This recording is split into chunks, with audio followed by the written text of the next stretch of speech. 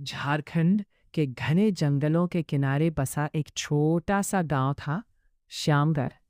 गांव सुंदर था, पर उसकी एक डरावनी पहचान भी थी। लोग कहते थे कि हर साल दिवाली की अमावस्या की रात, जब पूरा गांव दीपों से जगमगाता, उसी रात जंगल के बीच बने पुराने काली मंदिर से अजीब घंटियों की आवाज आती थी।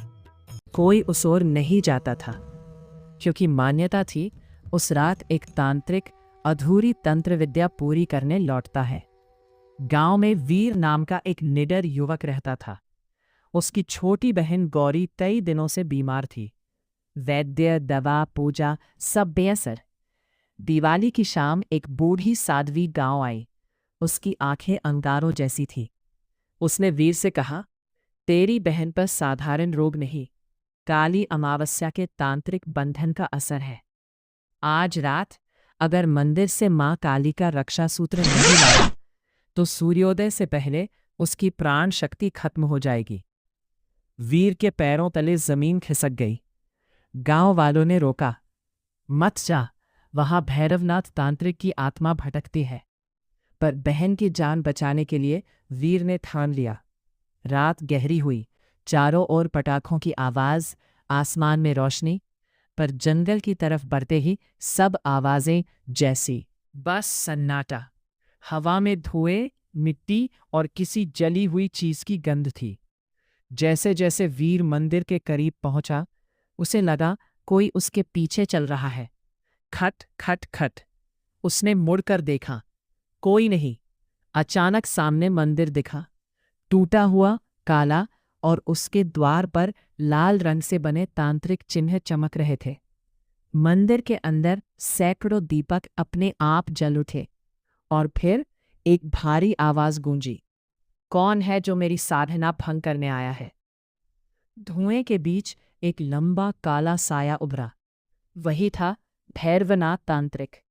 उसकी आंखें जलते कोयलों जैसी थी। भैरवनाथ ने अट्टहास किया, 100 साल पहले गांव वालों ने मुझे यही जला दिया था। आज दिवाली की रात मैं अपनी तंत्र विद्या से पूरे गांव को अंधकार में डुबो दूंगा। तेरी बहन तो बस शुरुआत है। वीर डर गया, पर पीछे नहीं हटा। उसने मां काली की मूर्ति की ओर देखा। मूर्ति पर जमी धूल के बीच मां की आंखें जैसे जीवित हो उठी। उसे बूढ़ी साध्वी की बात याद आई। संकट की घड़ी में ओम क्रीम कालिकाय नमः का जाप करना। ओम क्रीम कालिकाय और नमः। मंत्र जपने लगा।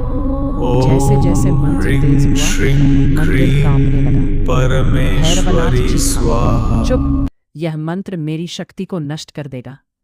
उसने अपने हाथ से अग्नि का गोला फेंका। वीर गिर पड़ा, माथे से खून बहने लगा। तभी मंदिर के बाहर तेज आंधी चली। सारे दिए बुझ गए। पूरा वातावरण घनघोर अंधकार में डूब गया, और उसी अंधेरे के बीच मां काली की मूर्ति से प्रचंड नीली ज्वाला निकली। मूर्ति सजीव हो उठी। चारों ओर शंख, डमरू और घंटियों की भयावह दिव्य ध्वनि गूंजने लगी। एक विराट स्वर आया, जहां श्रद्धा है, वहां मेरी शक्ति है। मां काली का तेज इतना प्रचंड था कि भैरवनाथ की तांत्रिक रेखाएं टूटने लगी। उसकी आत्मा तड़प उठी, नहीं, मेरी साधना अधूरी नहीं रह सकती। मां की कृपा से वीर के हाथ में अपने आप एक त्रिशूल चिह्नित रक्षा सूत्र आ गया। आकाशीय आवाज आई, इसे अग्निकुंड में डाल। वीर ने पूरी शक्ति से रक्षा सूत्र अग्निकुंड में फेंक दिया। एक भयानक विस्फोट हुआ। लाल धुआं आसमान में उठा। भैरवनाथ की चीख पूरे जंगल में गूंजी, काली! और अगले ही पल उसकी काली शक्ति राख बनकर उड़ गई। मां काली की मूर्ति पर अब एक दिव्य मुस्कान थी। वीर समझ गया, मां की कृपा से बुराई का अंत हो चुका है। वह रक्षा सूत्र का एक अंश लेकर घर लौटा और गौरी के हाथ में बांध दिया। सुबह होते ही उसकी बहन की आंखें खुल गईं।